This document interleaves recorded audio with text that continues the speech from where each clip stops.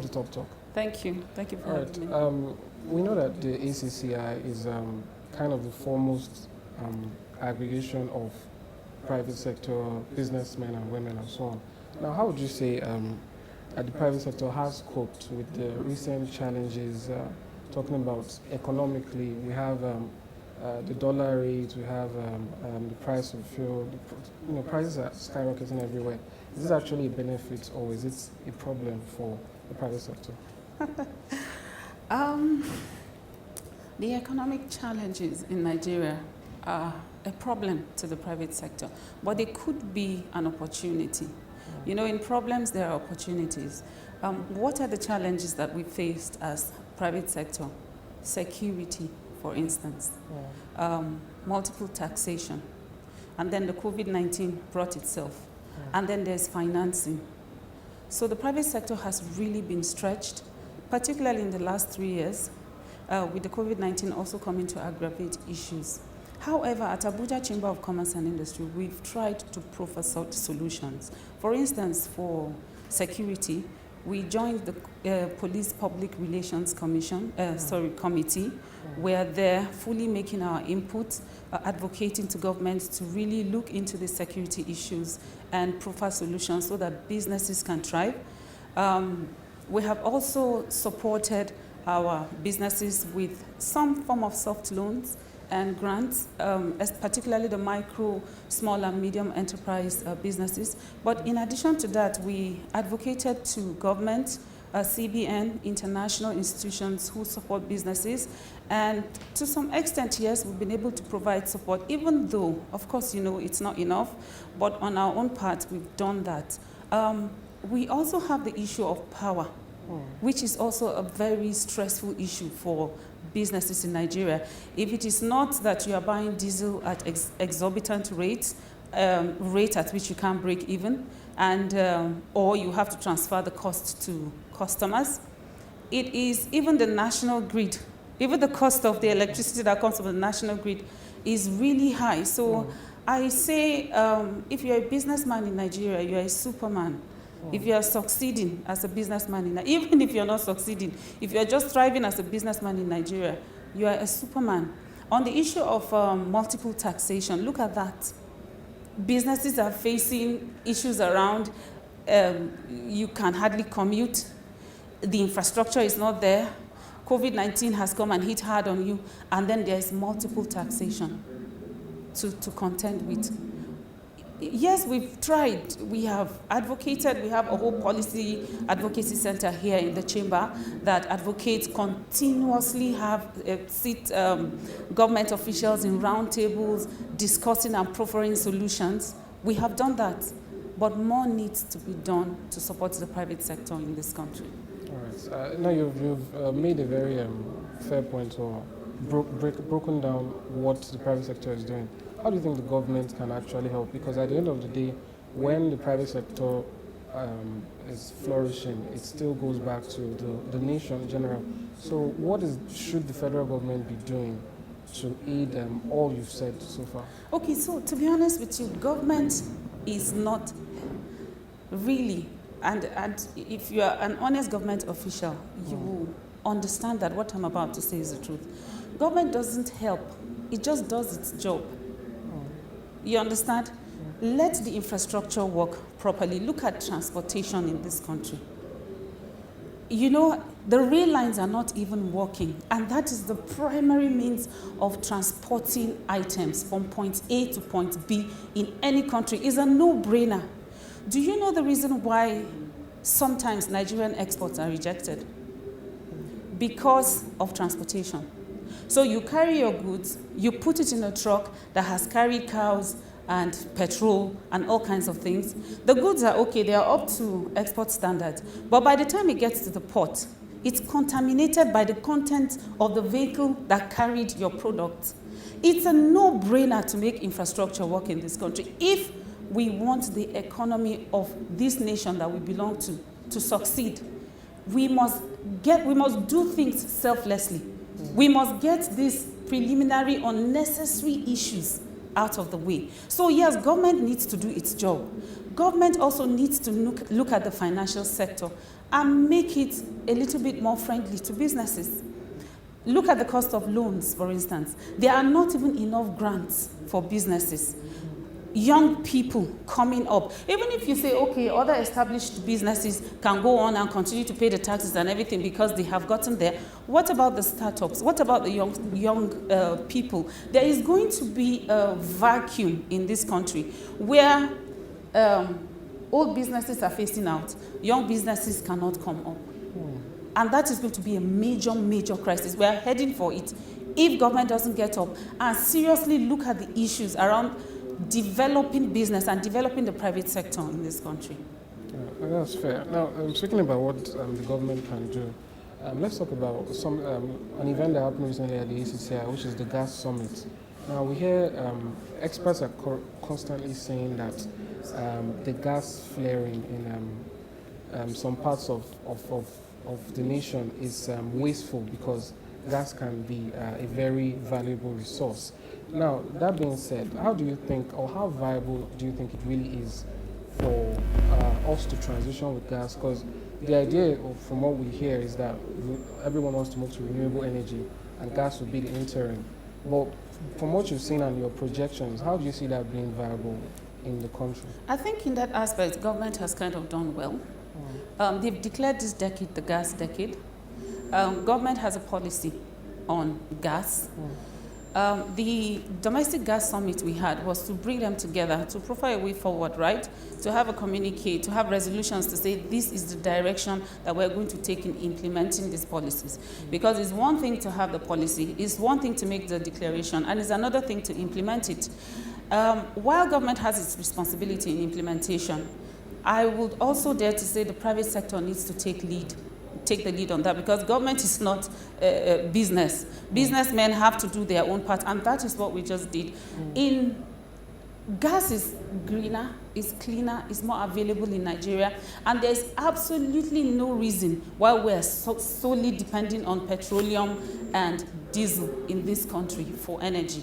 So this is an area we're looking at together with the government. Yes, government has been responsive in that, and I would like to call on the private sector to also do its part to develop gas industry. Here we have a couple of businessmen who have set up industrial hubs and are powering it with gas. And it is working. The cost per kilowatt for running a business with gas is like 10 naira cheaper. And you don't, it is either, if the national grid doesn't get to where your business is, you can more effectively, efficiently manage your business, be running it on liquefied natural gas or gas in general. So yes, I think the private sector needs to come and also help with the diversification, but I must commend government. Government has kind of done its part, but we need to go into the implementation a little bit more seriously.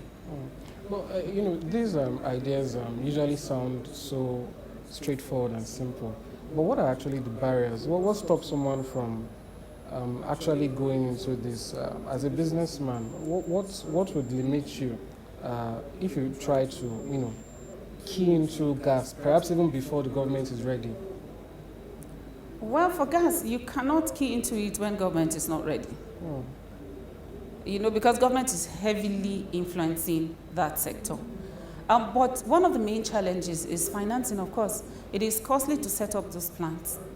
And if you are setting up an industrial park using gas, for instance, I'm talking about businesses now, you are most likely to go to a remote area, so you're going to be dealing with security, how to secure your items. And then if you set up like a 1 megawatt gas plant, your business is not able to take it up, naturally, government encourages businesses to supply to the surrounding communities. Those surrounding communities don't care about electricity anymore. And this is a real case scenario I'm telling you about, someone who owns a gas plant here.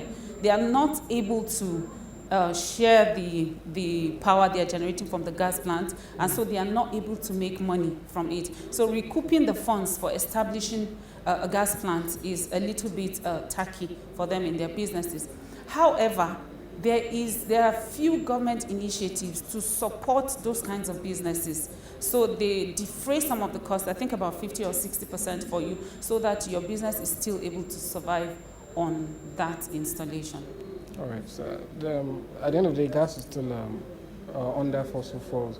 Now, moving out or moving away. But it's cleaner. It's cleaner, yes. Yeah. That is true. And it's more available in Nigeria. We need to explore it. Oh. Yeah, but we know the country currently depends heavily on crude, on export of crude and all that. For the longest time we're hearing about the need to diversify and have multiple streams and all that. How do you think this can happen? Especially because we're so used to it. For instance, President Buhari coming in and making himself the Minister of Petroleum because he knows how important that sector is. So it seems as though we're not really ready to let go of crude oil. So in that regard, how do you think we can move on and actually diversify and move away from just petroleum? No, I think, to be fair on us, we have started making some strides in that. I think 2 quarters ago, agriculture really took its place in exports, in bringing in GDP into this country. Sesame was one major commodity. Now we're seeing the rice commodity actually coming up, shea butter. So Nigeria we are diversifying. Now, there is something we also need to be conscious of. This drive to diversify the economy is less than a decade old. Business and policies have life cycles. We are improving. We cannot wake up tomorrow and then suddenly oil is not there. There is also even a strategy of exiting being sole dependence on oil to depending on other commodities. We have to be very professional about the transit period. We can't just shut down oil and say, okay, right now we need to leverage on electricity or leverage on other commodities. This is not really going to work. The impact is going to be significantly terrible for the country. So while I think that the progress is not fast enough, I think Nigeria is starting to realize that we need to diversify, and some level of effort have been put there. Now, we have several initiatives that we can leverage on as a country to move away from oil. There is the Africa's Continental Free Trade Area. Nigeria is a big player in Africa. We can leverage on it, make doing business easy in this country, because that is the basis. No investor, not even local, will put his money into a business in an area where he knows that bandits can come and attack him. So we need to make ease of doing business a little bit. We need to raise our index. We need to provide power, and that's what we are pushing for, domestic gas. Let us even start from there. We need to make sure that the finances are available for these initiatives that are on ground. There are a lot of international initiatives that are supporting businesses in Nigeria despite the situation that Nigeria is in. So I think the diversification efforts are there. They are not moving fast enough, of course, because the ease of doing business indices are very low. But we're making progress, little progress, but we are. And from our own end, at the organized private sector, we continue to advocate for diversification, and we continue to advocate for making doing business easy in Nigeria. This is the only way. In other countries, the private sector practically controls the government. They determine government policies, because you can't make policy for someone and then just bring it and place it on him that he should implement. What if he can't? We need to get there as a country, where the private sector is so strong that it determines government policies. Yeah, that's interesting. Now, still on the issue of diversification, you already touched on agriculture, but let's bring it now to the fore. What exactly is going on as a key stakeholder in the private sector? What can you tell us about what's going on in the agriculture sector? Because this government has invested, from what we've seen, heavily in agriculture. But when we still check some indices, things don't quite pan out. So we're wondering, from your end, what's going on? How would you rate whatever it is that's happening And if there is a revolution, how's it going so far? Okay, so remember that for 2 years we fought with COVID-19. So whatever policies were established in this decade were truncated by COVID-19. However, this is Nigeria. We know the usual problems. When a policy is signed into law, implementation is a major issue for us. So it is there, but nobody is implementing it. There are, in fact, a lot of policy documents that nobody even knows about. You know, they've been drafted and they are hidden somewhere. There is also the issue of corruption. Once it has to do with financing, you know what you're going to face in some coffers. So these challenges that are already there, that you and I know are there, they have slowed down the implementation of favorable agricultural policies. However, for some commodities, it has succeeded. It has succeeded with the sesame farmers. It has succeeded with the rice farmers. Now, there is that argument that we saw rice pyramids and rice is still expensive. But like I told you, policies or implementation of plans and programs take time. They have a life cycle. We are at that point where now we can set up rice pyramids, but we are not saying that it is sufficient. It is not yet, we have not yet achieved that. So rice will still be expensive in the market, and this is the fact. But we are sitting down with Refineries. We just signed an MOU with them to say, so how do we take the progress that you've made and this rice industry to the next level? Because you see, we have to develop the value chains. What you saw there in the pyramid is the rice paddy, right? So it has just been produced. We need to mill it, we need to process it, and there is a lot. We need to package it. There's a lot in the value chain that needs to be developed, and this is what we're working with together with Refan. Now, it might probably be, because we don't have all the commodities here, I can speak for sesame and I can speak for rice and a few other commodities, but it might be what the other commodities are facing. They are at that phase where they have made progress, but they haven't gotten there. So are you saying, given a little bit of time, we might actually start to see, pardon my language, the seeds that have been planted now? Yes. Sprouting? Yes. It might probably be harvested in another dispensation, you know, but the seeds are there, unless, of course, another government comes and says we're not interested in this rice farming. However, we took that into cognizance when we were drafting the plan for the rice industry. If another government comes and says, this is not our priority, we're not going to put money, there's no anchor borrower scheme or anything, how does the private sector still continue to develop these commodities and this industry? And we took it into cognizance. So yes, anyhow you look at it, if we continue at the rate at which we are going, yes, another government, or during the tenure of another government, we will see the outcomes. Like, if we want to be honest with ourselves, there are some seeds that we harvested, that was planted by the previous government, that was harvested in this government. This government has also planted seeds that will be harvested in other governments. And that is how government should be. It's a continuum. It shouldn't just end with a certain person or a human being. Thank God ACCI is a non-partisan association, so we do not follow any political order. We only follow what works for business. Our interest is how businesses will be developed. Yeah, that's fair. Since we're still on the topic of rice, Nigerians love rice a lot.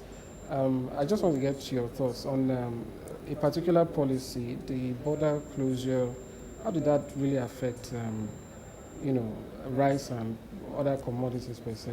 Okay, I think the border closure, although the business community was very hardly hit, we were not too happy about it, but it also helped in the development of some commodities, So rice was no longer imported. We were forced to produce our own, and local production has gone up. All right. Now, let's talk about an important issue that I know would have effects in the private sector, which is fuel subsidy. Now, we know this government has postponed the timeline for the removal. They intended to remove it, but it's been postponed, and it will definitely, go into the next administration.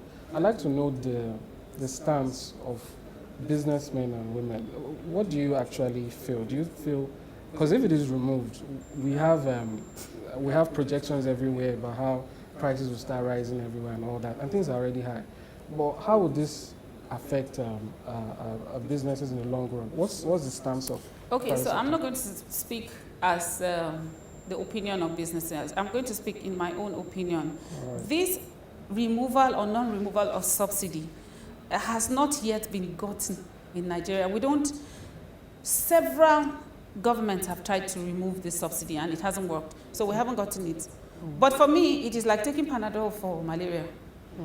Look, we need to start refining oil here. Because the issue of subsidy is because we are importing. Let us refine, let us develop our industries. Let Dangote's refineries start working. Those redundant refineries that we have in Nigeria that are paying staff salary and no oil is coming out of it, we need to go and operationalize them. This is the solution to whether there's going to be fuel subsidy or not. Period. This is my opinion. That's fair. You know, just the other day at a summit for artisanal refining, we heard that quite a great proportion of DPK and that's some part of the fuel is, I'm talking about diesel and kerosene, is actually being produced by unauthorized persons. And if these people were actually put completely out of business, there would even be more scarcity. But let's move away from that now. Yeah, we need to organize the industry then. Look, we call our own people who are making efforts illegal businesses, but they are making efforts and they are feeding the economy. So we need to go and organize that industry. That's what we need to do. We don't need to shut them down. We need to go and organize and say, okay, these SMEs, right? They are SMEs. They are micro, small and medium industries. We need to just go and sit with them, let the professionals go there and organize that industry there so that they can produce more and we can get out of this energy situation that we have in this country. Yes, that's fair. And now, you're the DG of the Abuja Chamber of Commerce and Industry, so we have to talk about Abuja specifically. How would you rate, or what would you say about the atmosphere here, business-wise, economy and everything for the private sector and everyone involved? Okay, so because we're in Abuja, we can't say it's as tough as the States, but business is tough, even in Abuja. You know, we are suffering the same thing, multiple taxation, energy crisis, we're all in it. But Abuja has potential. You see, in every crisis, there is always an advantage, right? The influx of people into Abuja has created a higher demand for goods and services in Abuja, right? So Abuja is forcefully becoming commercialized. People say, people come to Abuja, Abuja is a government town, it's only politicians and maybe youth corpers that come to Abuja. But guess what? Those politicians and corpers who come to Abuja are the owners of most of these shopping complexes and businesses in Abuja. So in the end, you know what happens to a government worker or a civil servant? He comes to the private sector. When they retire, they go and set up businesses. Okay, and then the influx of people running away from insecurity from other states. When people come here, they just come with their trade. So Abuja is fast becoming commercialized. We have 4, at least, functional industrial areas that I know of in Abuja. At least I know we're working with AFTA to provide captive power for them. And let me tell you, there is no city that does not have the potential to develop its commerce. These days, even to get pregnant is commercial, right? And immediately you get pregnant, that child, that fetus becomes what? A customer. Because you have to feed it with folic acid. Are you going to create the folic acid in your house? You have to go to the pharmacies and buy it. So wherever there are people, and particularly, I mean, you're talking about the Federal Capital Territory here, wherever there are people, there is more commerce. That is why we need to look at this location very carefully. Around Abuja, there are farms, large-scale farms, that people are investing. Guess what? They are not selling outside. You know, people don't produce agricultural products and sell outside Abuja. They are feeding the city. That is big business. Thousands of hectares. So Abuja is fast becoming commercialized. I know we don't have the seaport here, so we might not be able to say, okay, we're going to be more commercial than Lagos. I'm not sure about that. But the next commercial city, most commercial city in this country is Abuja. All right. I know tourism is also a part of businesses and so on. Do you see a time where Abuja could be one of those mega cities, or has Lagos completely taken it? Is that something that's possible where it would be a destination where you mention major capitals in the world? Could Abuja there, or is that something that Lagos would own? So, there are some people that are just so hell-bent on coming to Nigeria to do business. Yeah. And most of the areas they look at is tourism. Honestly, I don't know why. Maybe the tourism industry needs to give us some statistics on why people are really still interested in coming to Abuja. Most of the business plans we get now and the committees for developing the city that we have, most of them have tourist attractions. For example, University of Abuja is looking at building a film village. The Abuja Technology Village, in their master plan, has the golf course, and have captured some certain locations there to develop as tourist attractions. So yes, the tourism industry is going to be significant. It's going to explode eventually. And the way the business community is planning it, I think also makes sense because they're planning it alongside other business opportunities. Right here at the chamber, we have a plan to develop a convention city. And we're working with the tourism industry for that. So we're also going to have the parks and gardens around. We're going to have the children's playground, and then we'll have the shopping complex like we have the ShopRites here, the hospitality industry, 4 5-star hotels. So yes, Abuja has potential, and because of the influx of people into Abuja as well, you see the tourism industry is thriving, is doing not as good as Lagos, of course, because Lagos is already an old and established city. But I think the next location for tourism and hospitality is Abuja. Right now, just to round things up, you mentioned core members before coming in and having businesses and so on. So I'd like to get your advice, because you're I would say one of the biggest shareholders in this sector. For those listening to you now, a young person who has dreams of starting a business, perhaps in Abuja or in the country, what would you say to them, given your knowledge and everything, what advice would you give them? So I'm glad you said a young person who wants to establish a business because, of course, again, if you look at the general orientation of young people, and I really don't blame them, maybe we're the ones who have failed in parenting, the mindset is a little bit confusing. But for a young person who wants to go into business, my first advice to you is solve a problem. Let that be your primary reason for going into business, and then make money. But make sure you don't put the make money aside because we are a chamber of commerce. Yeah. Money is very, very important to us. We want our members to make money. In the end, by the time we're assessing the success of your business, we probably will put money first. We might not remember the problem you solved, but solve a problem. And I'll give you a short story to close this interview. These young Nigerian men who traveled to the UK to school, and then they started working, they started running businesses, and they made some money. Smack in the middle of this insecurity and challenges, came back and said, DG, we want to set up a business in Nigeria. So I'm like, have you looked at our ease of doing business index? They said, yes, that's why they came. That if those indices are low, it means that there are problems to be solved, and that's money to be made. And so we discussed power, we discussed security, we discussed multiple taxation, and they went. When they came back, they said they wanted to go into security business. So I'm like, you think you can go out there and fight Boko Haram? They said, no, people are afraid. So we need to provide home automation so you can see danger when it is far, and then you prepare yourself and know how to run. In 2 years, I don't want to tell you how much they've turned over in that. So I am encouraging young people who have stayed in Nigeria. We have ruffled it together. Don't let somebody from outside come and take the money that is here. Find the problem, solve it. Business has life cycles. Go through it. Be patient. Be honest. Be responsible with your money. And in the next 5-10 years, you will be giving Yahoo boys money. That's interesting. And that's more important, because as you get older, you need to have money.